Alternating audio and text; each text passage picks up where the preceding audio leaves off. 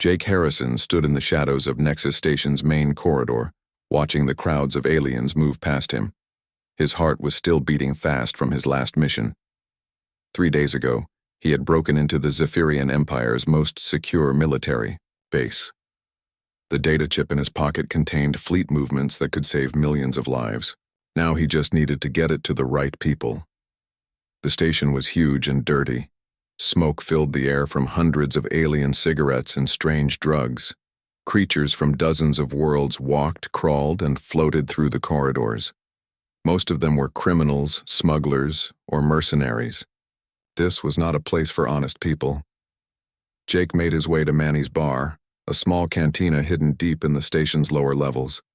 The owner was a fat human named Manny Rodriguez who asked no questions and served drinks that could kill most alien species. Jake pushed through the crowd of drunken aliens and found a table in the back corner. Lisa Carter was already waiting for him. She looked like any other human trader in her worn leather jacket and dirty boots. But Jake knew she was one of Earth's best intelligence handlers. She had been running agents across the galaxy for 15 years. "You look terrible," Lisa said as Jake sat down. "Thanks. Nice to see you too." Jake ordered a whiskey from a passing waitress. The woman had short brown hair and moved with quick, careful steps. Jake noticed she kept looking at the other tables, watching everything. "Did you get it?" Lisa asked quietly. Jake pulled out the data chip and placed it on the table. Lisa picked it up fast and put it in her jacket. "This will stop the war." The Zephyrians were planning to attack the colonies next month. Now we know where their fleets will be. "Good. I'm tired of running." Jake drank his whiskey in one gulp. It burned his throat, but he felt better. "How long before I can go home?" Lisa's face went serious. "There's a problem. The Zephyrians put a bounty on you. 10 million credits, dead or alive." Jake almost choked on his drink. 10 million? That's more than most planets are worth. "I know. Every mercenary crew in the sector will be looking for you." Lisa looked around the bar. "We need to get you somewhere safe." At that moment, Jake noticed something strange. There were other humans in the bar. A mechanic fixing a broken table, a cargo worker loading supplies, a woman selling food from a cart. They all looked normal, but they were listening. Not obviously, but Jake could tell they were paying attention to his conversation with Lisa. "Don't worry about them," Lisa said, seeing where Jake was looking. "They're friends." Before Jake could ask what she meant, the bar's main screen lit up. A news reporter was talking about increased pirate activity in nearby systems. But that wasn't what caught Jake's attention. In the background of the news footage, he could see alien ships gathering, military vessels and mercenary craft all heading toward Nexus Station. "They're coming already," Jake said. Lisa nodded. "The Galactic Mercenary Guild sent out the contract an hour ago. But don't worry. We have plans." Across the galaxy on the mercenary vessel Dark Talon, Captain Vex Ithara was studying the bounty notice. She was a Korthak, a species known for their skill in battle. Her skin was dark purple and covered in scars from dozens of fights. Her eyes glowed yellow in the ship's dim light. 10 million credits, she said to her crew. For one human. Zilnox, her tracker, was a thin alien with 4 arms and eyes that could see in many different light spectrums. Humans are weak. This should be easy money. The third member of their crew was Graxmar, a huge creature covered in thick armor, plating. He carried weapons that could destroy buildings. Why is the bounty so high for such a small target? Vex Ithara had been wondering the same thing. In her 20 years as a mercenary, she had never seen such a large reward for capturing one person. Maybe he has information worth more than credits, but it doesn't matter. We take the job, we get paid. She activated the ship's communication system and sent a message to the Mercenary Guild. "This is Captain Vex Thara of the Dark Talon. We accept the Harrison contract." Within minutes, she received confirmation. Along with it came everything the Guild knew about Jake Harrison. He was 42 years old, born on Earth, former military, now working as an intelligence agent. No special powers or abilities, just a normal human. "See?" Zilnox said, reading the file. Weak species, soft skin, slow reflexes. We could capture him with our eyes closed. Graxamar laughed, a sound like rocks grinding together, grinding. I almost feel bad taking credits for such easy work. But Vexithara was more careful. She had fought humans before during the border wars 10 years ago. They were not as weak as most aliens thought. Don't underestimate them. Humans can be tricky. 1. Human against the 3 of us? Zilnox shook his head. This will be over in an hour. Vexithara set course for Nexus Station. Her ship was fast and well-armed. She had tracking equipment that could follow a target across multiple star systems. Her crew had never failed to bring in a bounty. This job would be no different. Back at Manny's bar, Jake was getting ready to leave. Lisa had given him new identification, papers and a ship registration. There's a cargo freighter leaving for the Kepler system in 2 hours. The captain owes me a favor. What about you? Jake asked. I'll stay here and keep an eye on things. Make sure nobody follows you. Lisa stood up and shook his hand. Be careful, Jake. 10 million credits will bring out every killer in the galaxy. As Jake walked toward the exit, the human waitress approached him. Good luck, she said quietly. We'll be watching. Jake stopped. We? The woman smiled. You'll understand soon enough. Just remember, you're not alone out there. Jake left the bar confused but feeling slightly better. He didn't understand what the waitress meant, but something in her voice made him think he had more help than he knew. He made his way through the station's corridors toward the docking bays. Behind him, he didn't notice the mechanic, the cargo worker, and the food seller leaving the bar as well. They split up and took different routes, but they were all heading in the same direction. The hunt for Jake Harrison had begun. But as mercenary, ships approached Nexus Station from across the galaxy. None of them knew what they were really getting into. They thought they were hunting one man. They had no idea they were about to discover something much more dangerous than any single human agent. They were about to learn why humans had survived and thrived among the stars, despite being weaker and slower than most alien species. They were about to find out that when you hunt one human, you might end up fighting them all. The mining colony on Kepler 442b was a dirty place. Red dust covered everything under the pale light of twin suns. The air was thick and hard to breathe. Most of the buildings were simple metal boxes connected by covered walkways. It was the kind of place where people came to work hard and make money before moving somewhere better. Jake Harrison had been hiding there for 3 days. He stayed in a small room above a repair shop, keeping his head down and trying to blend in with the other workers. The colony had about 2,000 people, mostly humans, with a few aliens mixed in. Everyone minded their own business, which was exactly what Jake needed. He was drinking coffee in the colony's only diner when the ships arrived. Through the dirty window, he could see 3 dark shapes landing at the spaceport. They were sleek and dangerous looking, not like the heavy cargo ships that usually visited the colony. The woman behind the counter, a middle-aged human named Mary Walsh, followed his gaze. Trouble? She asked quietly. Maybe, Jake said. He left, money on the counter, and walked toward the back exit. But Mary caught his arm. The old warehouse on Section 12 is empty, she said. Been closed for months. Good place to hide. Jake looked at her carefully. Why are you helping me? Mary smiled. Just being friendly to a fellow human. Jake nodded and slipped out the back door. He made his way through the colony's narrow streets, staying in the shadows. The warehouse Mary had mentioned was at the edge of the settlement, a large building that used to store mining equipment. The door was unlocked. Inside, the warehouse was dark and filled with old machinery. Jake found a hiding spot behind some broken mining droids and waited. He didn't have to wait long. Captain Vexithara and her crew moved through the colony like hunting animals. They had tracked Jake's ship to this planet and followed his trail to the diner. The waitress had been helpful, telling them about the human who had been asking questions about transport off-world. He's scared, Zilnox said, studying his scanner. Running like prey. Graxmar checked his weapons. Should we take him alive or dead? Alive is worth more money, Vexithara replied. But if he fights back, dead is fine too. They followed Jake's trail to the warehouse. Vexithara used her combat scanner to check the building. It showed one human heat signature inside, hiding behind some machinery. Found him, she said. Zilnox, cover the back exit. Graxmar, come with me through the front. This will be over. Quickly. The three aliens entered the warehouse with military precision. Their weapons were drawn and ready. They had done this hundreds of times before. Find the target, surround them, make the capture. Simple and clean.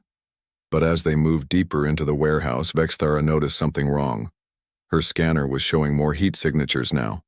Lots more. The readings were coming from all around them. Something's not right, she started to say. Then the lights came on. The warehouse wasn't empty. A dozen humans stood among the machinery, all armed and ready for a fight. Leading them was a big man with graying hair and old military tattoos on his arms. This was Tony Martinez, the colony's security chief. Drop your weapons, Tony said in a calm voice. Vexithara raised her plasma rifle. We are legal bounty hunters. Stand aside. Not happening, said a woman to Tony's left. She was small and looked like an engineer, but the way she held her mining laser showed she knew how to use it. Her name was Sue Jackson, and she had been working in the mines for 5 years. The aliens found themselves surrounded. Every human in the warehouse was armed with something. Mining tools, construction equipment, even kitchen knives. None of it looked military, but all of it looked dangerous. How did you know we were coming? Vexithara demanded. Tony smiled. Word travels fast in a small colony. Mary at the diner sent a message. So did Pete at the spaceport, and Jim at the supply depot. We've been waiting for you. Before Vexithara could respond, the shooting started. The fight was nothing like what the aliens expected. They had superior weapons and armor, but the humans knew every inch of the warehouse. They used the machinery as cover and turned the equipment into weapons. A man named Roy Cooper activated an old mining drill, sending sparks flying across the room. A woman called Linda Hayes used a welding torch to seal off one of the exits. The air filled with smoke and the sound of plasma fire. Graxmar tried to use his heavy weapon, but every time he aimed at a human, another one appeared from a different direction. They moved like they could read each other's minds, communicating, with hand signals and quick looks. Behind you. One human shouted, and 3 others immediately turned to cover that direction. They had never worked together before, but they fought like a trained unit. Zilnox found his tracking equipment jammed by some kind of signal. A human engineer named Bob Stevens had rigged a mining scanner to broadcast interference. My equipment is useless, he reported over the comm. The humans were using everything as a weapon. Old mining robots became mobile shields. Conveyor belts carried supplies to fighters in different parts of the warehouse. Even the lighting system was turned into a weapon, with lights flickering on and off to confuse the aliens. Vexithara realized they were losing. These weren't soldiers, just ordinary colonists. But they fought with a coordination she had never seen before. It was like they were all part of the same organism. We need to retreat, she told her crew, but retreat was harder than expected. Every exit was covered by humans who seemed to know exactly where the aliens would try to go. A maintenance worker named Carl Brown had positioned himself perfectly to block the main door. A cook from the colony's cafeteria, Janet Moore, was covering the emergency exit with a plasma cutter. Graxmar took a hit from a modified mining tool. The blast knocked him backward and cracked his armor. These humans are crazy, he shouted. Finally, using smoke grenades and covering fire, the 3 aliens managed to fight their way out of the warehouse. They ran back to their ship, wounded and confused. As they lifted off from the planet, Vexithara tried to understand what had happened. They had fought humans in wars before, but those were trained soldiers. These were just miners and shopkeepers. How had they known to work together so well? It doesn't make sense, Zilnox said, checking his damaged equipment.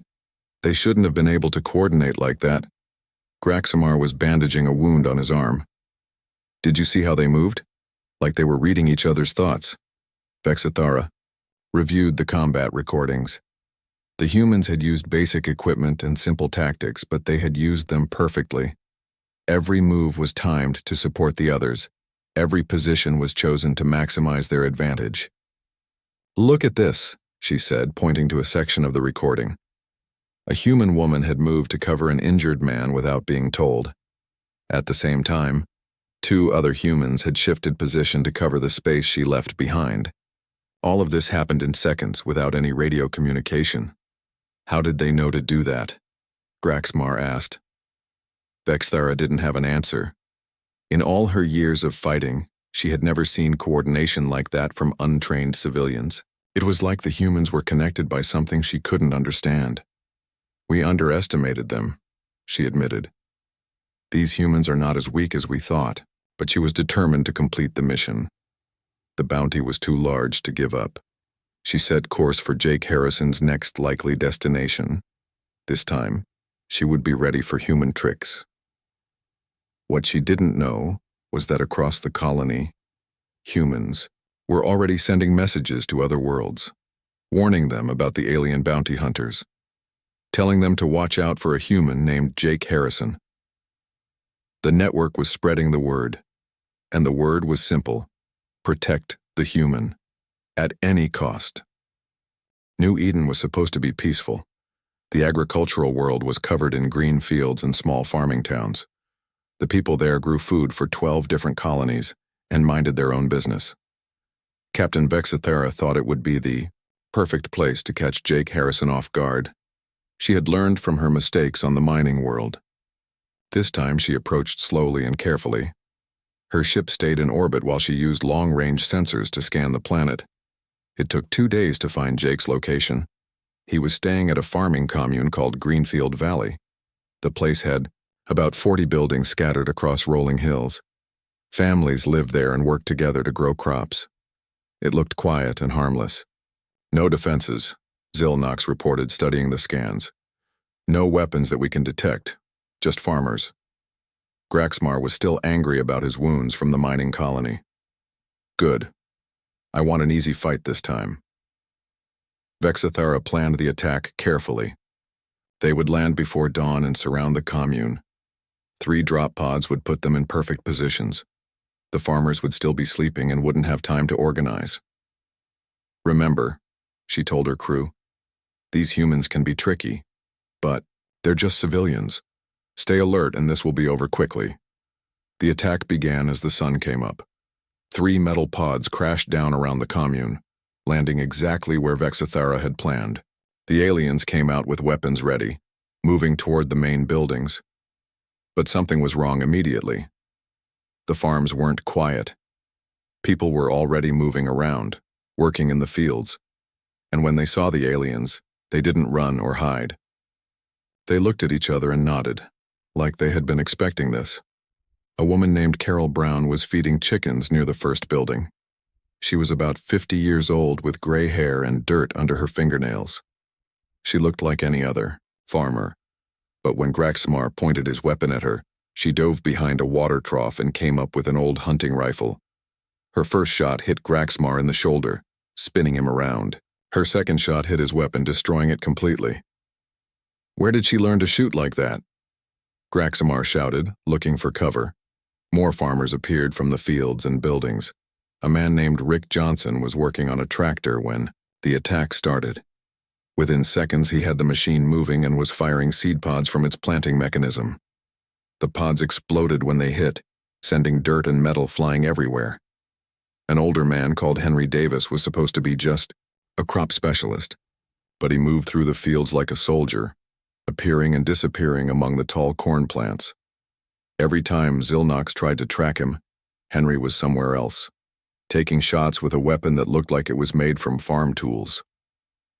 "These are not normal farmers," Vexithera said into her comm as she ducked behind a barn. A woman had just thrown something that exploded near her head, covering her with sticky tree sap. The humans were using everything as weapons. Irrigation pipes became rocket launchers. Fertilizer became explosives. Even the farm animals seemed to be helping, with chickens running between the aliens' feet and cows blocking important paths. A young woman named Beth Clark was supposed to be taking care of the commune's children. Instead, she had turned the schoolhouse into a fortress. Windows had been blocked with farm equipment, and she was firing at the aliens with what looked like a nail gun modified to shoot metal spikes. The most confusing thing was how the farmers worked together. They communicated without radios, seeming to know where each other were at all times.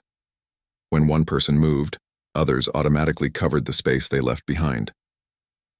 Vexithara managed to grab a wounded farmer during the fighting. It was an old man named Bill Thompson who had been hit in the leg. She dragged him behind a storage shed and pointed her weapon at his head. "Call off your people," she demanded. "Tell them to surrender, or I'll kill you." Bill looked at her with calm eyes. Blood was running down his leg, but he didn't seem scared. "You still don't get it, do you?" he said. "Get what?" "We're all connected. Every human you've met, every human you'll meet. We're all part of the same web." Bill smiled despite his pain.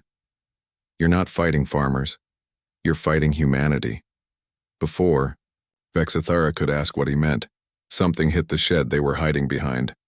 The wall exploded inward, and she had to let go of Bill to avoid falling debris. When the dust cleared, the old man was gone. The battle continued for 2 hours. The aliens had better weapons and armor, but the farmers knew every inch of their land. They used hills and trees for cover. They turned farm equipment into mobile weapons platforms. They even used the weather, waiting for clouds to block the sun before making their moves. Finally, Vexithara ordered a retreat. Her crew was wounded and running low on ammunition, but as they moved toward their drop pods, something else caught their attention. Ships were approaching the planet. Lots of ships. Vexithara's sensors showed cargo vessels, passenger transports, and private craft. All of them were human ships, and they were all heading straight for New Eden. "Where did they come from?" Zilnox asked. Vexithara checked her star charts. The ships were arriving from dozens of different systems. Some had traveled for days to get here. "How did they know to come?" "We didn't send any distress signals." As the alien mercenaries retreated to their ship in orbit, they watched more human vessels arrive. The ships didn't look military, but there were too many of them to ignore. Somehow, word had spread across multiple star systems that humans needed help on New Eden. "Check the communication logs," Vexithara ordered. "Find out how they're talking to each other." Zilnox worked frantically at his console. After an hour of searching, he looked up with confusion on his face. "There's almost no long-range communication between human settlements. A few routine trade messages, some personal letters. Nothing that should have caused this response." "Then how did they coordinate this?" Graxmar demanded. His arm was in a sling, and he was angry about being beaten by farmers. Vexithara studied the sensor. Readings again. Human ships were still arriving, each one taking up position around the planet. It was like they were forming a protective barrier, but none of them had been asked to come. They had just known. "Look at this," Zilnox said, pointing to his screen. "I'm detecting similar patterns throughout human space. Ships changing course, people leaving their jobs, families packing up and moving. It's like the entire human population is shifting. Shifting toward what?" "Toward helping each other. Every time we attacked humans, word somehow spread. Now humans everywhere are getting ready to help other humans they've never met." Vexithara felt a chill run through her body. She had fought many species during her career. Most of them were stronger than humans or faster or smarter. But she had never encountered anything like this. Individual humans were weak. But somehow they weren't really individuals. They were part of something larger, something that could react instantly to threats across thousands of light years. "We need to report this to the guild," she said finally. "Report what? That we can't catch one human because other humans keep helping him?" "No." Vexithara looked at the growing fleet of human ships surrounding New Eden. "We need to report that we're not hunting one human. We're fighting all of them." Down on the planet, Jake Harrison was sitting on the porch of the commune's main house. Carol Brown brought him a cup of coffee and sat down beside him. "The alien ship is leaving," she said. Jake nodded. "They'll be back, the bounty is too high." "Maybe. But next time, there will be more of us ready." Jake looked at the human ships filling the sky above them, people from across the galaxy, coming to help someone they had never met, simply because he was human and he needed help. "How do we do it?" he asked quietly. Carol smiled. We remember that we're all in this together. Every human who ever lived, everyone who ever will live. We're family, even when we don't know each other's names. Jake understood now why the aliens were confused. They saw humans as individuals, but humans saw each other as part of something bigger. And when part of the family was in trouble, the rest of the family came running. The network wasn't technology. It was humanity itself. Captain Vexithara was getting desperate. 2 failed attempts had cost her crew money, equipment, and respect. Other mercenary crews were laughing at them. The most feared hunters in the galaxy, beaten by farmers and miners. It was embarrassing. But the bounty was still there. 10 million credits. Enough to retire on a luxury planet and never work again. She couldn't give up now. Her new plan was simple. Instead of attacking Jake in some remote location, she would catch him during a routine. Stop intelligence reports showed he needed fuel and supplies. The only place to get them in this sector was Orbital Station 7, a trading post that orbited a gas giant. The station was big and crowded. Thousands of beings from dozens of species lived and worked there. It was neutral territory where everyone minded their own business. Perfect for an ambush. Vexithara and her crew arrived 3 days early. They rented a cargo bay in the lower levels and set up their equipment. This time they would be ready for human tricks. No farmers here, Graxmar said, checking his new weapon. No miners, just merchants and traders. Zilnox had upgraded his tracking equipment after the last failure. My scanners can now detect human coordination patterns. If they try to work together, I'll know about it. Vexithara studied the station's layout for the 100th time. Jake will dock at Bay 12. He'll have to come through this corridor to reach the fuel pumps. We'll be waiting in Cargo Bay 15. When he walks past, we grab him. It seemed like a perfect plan. The corridor was narrow with only one entrance and one exit. Jake would have nowhere to run. Jake's ship arrived exactly when the intelligence report said it would. He docked at Bay 12 and walked toward the fuel station with a man who looked like a simple merchant. The merchant was about 60 years old with gray hair and a friendly smile. His name was Dan Foster, and he ran a small trading business. The 2 men walked slowly down the corridor, talking about fuel prices and shipping routes. They looked completely normal, just 2 humans doing business. Vexithara waited until they were directly outside Cargo Bay 15. Then she hit the door control. The bay doors slammed open. Vexithara and her crew jumped out with weapons drawn. Jake Harrison, you're under arrest. But instead of surrendering, Jake and Dan moved apart and dropped to the floor. At the same moment, emergency bulkheads began slamming shut throughout the station. Alarms started blaring. The artificial gravity flickered on and off. What's happening? Graxmar shouted as he tried to keep his balance. More humans appeared from everywhere. A woman who ran a coffee stand rolled out a cart that was actually full of weapons. Her name was Amy Rodriguez, and she moved like she had been expecting this fight for days. A maintenance worker named Steve Watson was suddenly at a control panel, redirecting power throughout the station. Warning lights flashed red as he turned the station's own systems against the aliens. A janitor called Tom Miller had somehow gotten behind the aliens. His cleaning cart was full of tools that looked more military than civilian. He was blocking their escape route back to the cargo bay. The fighting was brutal and confusing. The humans knew exactly where every control panel was, where every escape route led, where every weapon was hidden. They moved through the station like they had built it themselves. Amy Rodriguez used the coffee stand's equipment to create clouds of burning steam. Steve Watson made sections of the floor electrified by rerouting power cables. Even the janitors. Cleaning supplies became weapons when mixed together properly. During the battle, Zilnox tried to hack into the station's communication system to call for help. What he found there made his blood run cold. "Captain," he shouted over the sound of weapons fire. "You need to see this." He had accessed the station's message logs. There should have been normal traffic between different parts of the station. Instead, he found something impossible. The humans weren't using the official communication system at all, but somehow they were still coordinating perfectly. "Look at the timing," Zilnox said, showing Vexithara his scanner. Every human on this station changed their routine at exactly the same time. The coffee shop owner, the maintenance workers, the dock crew, even the cleaning staff. They all moved into position without sending a single message. More information flowed across his screen. Power usage patterns showed that humans throughout the station had been preparing for this fight for hours. Weapon signatures indicated that ordinary shops and businesses had been hiding military-grade equipment. Even the air recycling system had been modified to create choking gas in certain areas. How did they know we were coming? Vexithara demanded, as she ducked behind an overturned table. A new voice answered her. It was Jake Harrison, speaking calmly, despite the battle raging around them. We always know. Jake was using the station's public address system to talk to them. Every human who saw your ship dock reported it.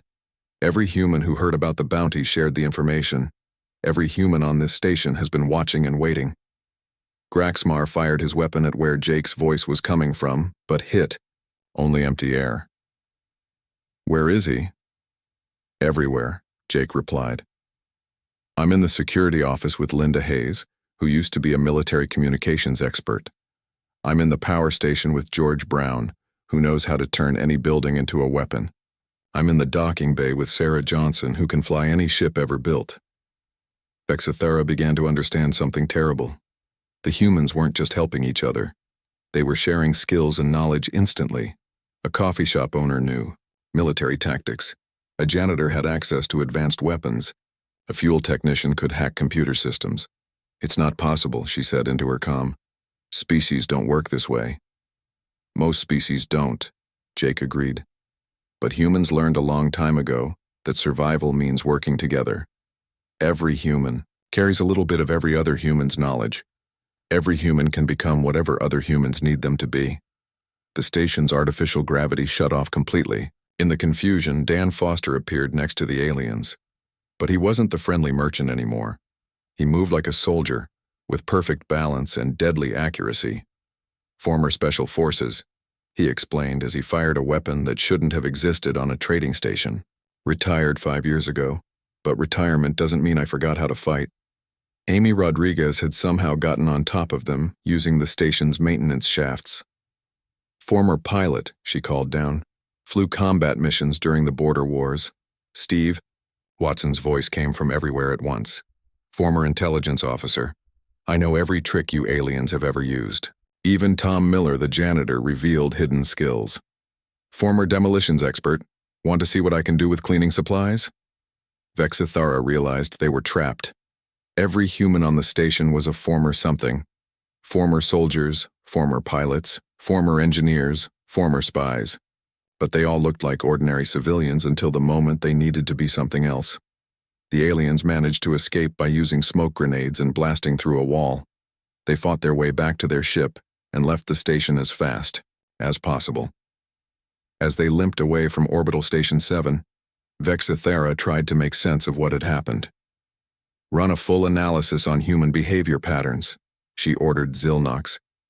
The results were disturbing. Humans didn't just share information, they shared identity. When one human needed help, other humans became whatever was needed. Farmers became soldiers.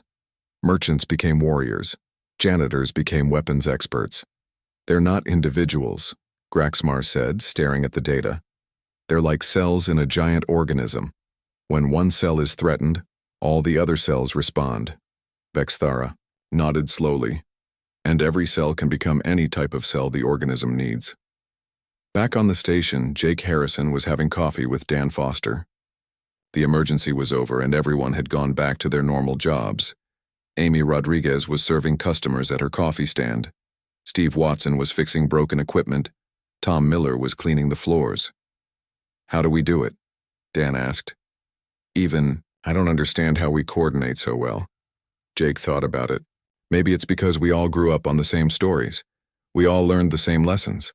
When danger comes, we know what to do because we've been preparing for it our whole lives. He looked around at the other humans on the station. All of them, ordinary people living ordinary lives. But every one of them ready to become extraordinary when needed. Every human knows that sometimes you have to be the hero of your own story, Jake said. And sometimes you have to be the hero of someone else's story. We've been practicing for that moment since we were children. Dan smiled. And when that moment comes, we're ready. Jake nodded. We're always ready.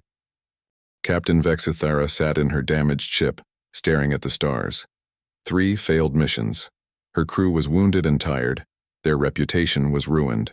Other mercenaries were calling them the crew that couldn't catch one human, but it was worse than that.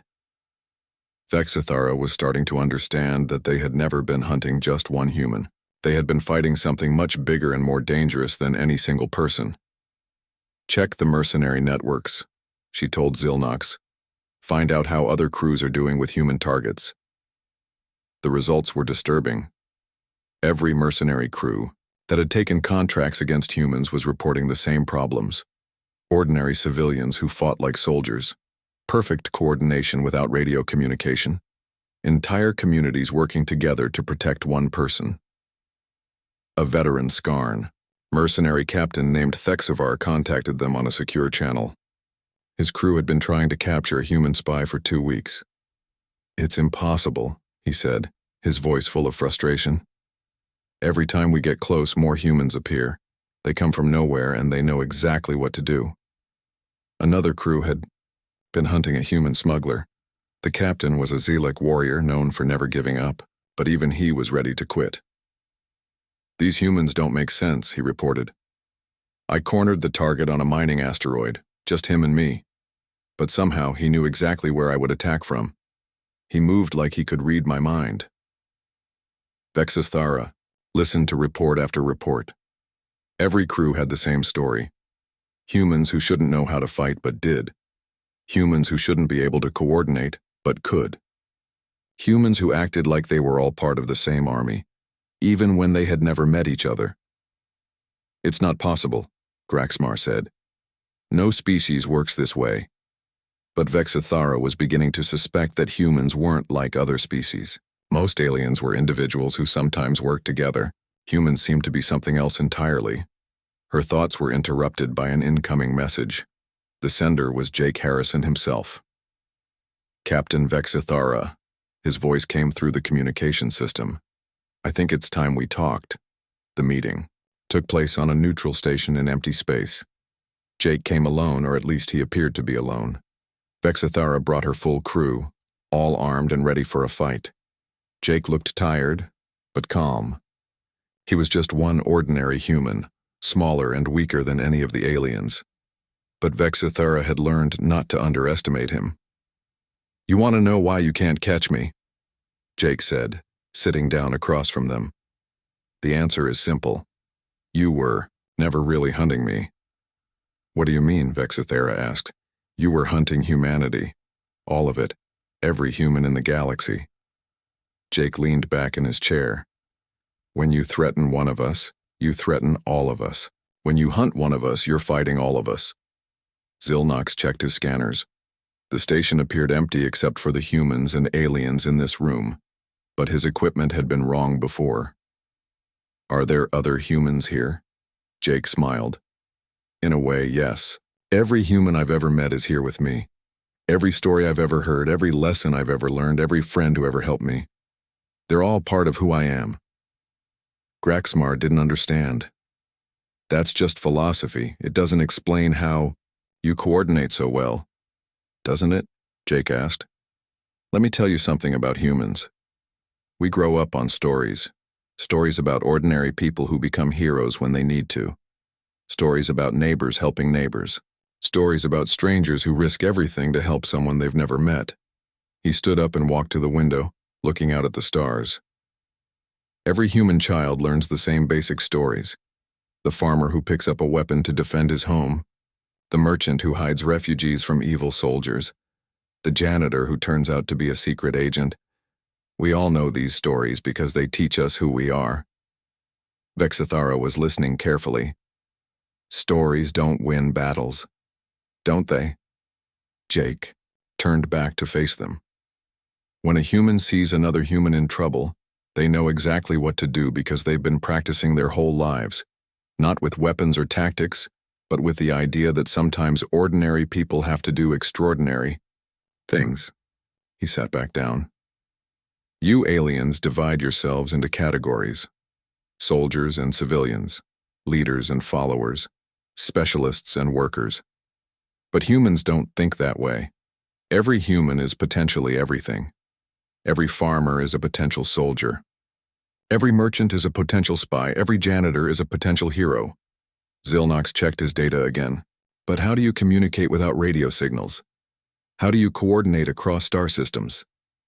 We don't communicate, Jake said. We don't need to. When you've grown up with the same stories, learned the same lessons, shared the same culture, you know how other humans will react. You know what they need, what they'll do, how they'll help. He pulled out a small device and placed it on the table. This contains the data I stole from the Zephyrians. Fleet movements that will prevent a war. Millions of lives saved because one human decided to take a risk. Vexithara looked at the device. And other humans helped you because that's what humans do. When someone is trying to do the right thing, we help. We don't ask questions, we don't demand payment. We don't worry about the danger. We just help. Jake stood up again. You could have caught me a dozen times if I was really alone. But I was never alone. Every human who saw you coming helped me. Every human who heard about the mission supported me. Not because they knew me, but because they knew what I was trying to do was right.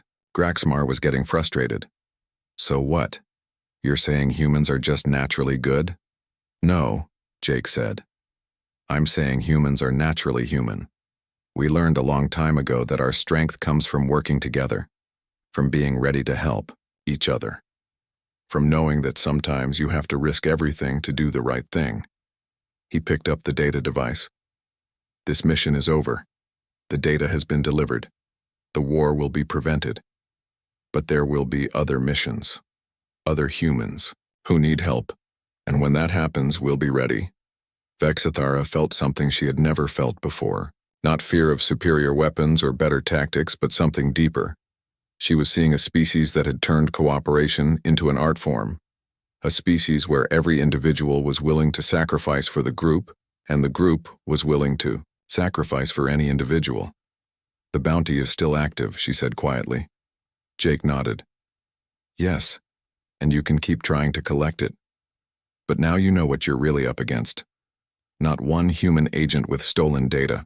8 billion humans who believe in doing the right thing. He walked toward the exit. Good luck, Captain. You're going to need it. After Jake left, the three aliens sat in silence for a long time.